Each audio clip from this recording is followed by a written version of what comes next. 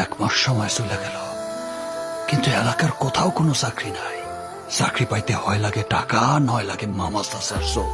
আপনারা কতবার বলছেন যে আমার জন্য একটা ফোন করেন, তা তো করবেন না। আপনি ফোন করলেই তো আমার একটা চাকরি হয়ে যায়। কেন কেন আমি কেন ফোন করব? তোমাকে লেখাপড়া কেন করানো হয়েছে? আরে আজকাল কি শুধু পড়াশোনা দিয়ে চাকরি হয়? আপনি জানেন না মামা চাচার ফোন ছাড়া চাকরি হয় না? আমার কি মামা চাচা আছে? তাকে ফোন করলে চাকরি হয়ে যেত। কেন আমার কি চাকরি হয়নি? আমার কি কোনো মামা চাচা ছিল? এই লোকটা যে কেমনে বুঝাই। ভেঙে ফেলো, সবকিছু ভেঙে ফেলো। আমাকে তুমি বোঝাতে পারবা না, যত যাই বলো না কেন। তবে আপনার সাথে সংসার করতে ভালোই হয়েছে, আবার আম্মা মরে গিয়া। হ্যাঁ, এটাই তো পারবি বলতে, শুধু শুধু একটা জায়গায় আঘাত করতে পারবি, আর তো কিছু পারবি না। শোন, নিজের যোগ্যতা নিজে নিজেই যদি দাঁড়াতে পারিস, তার চেয়ে বড় শান্তি আর কোনো কিছুতে নেই, বুঝলি?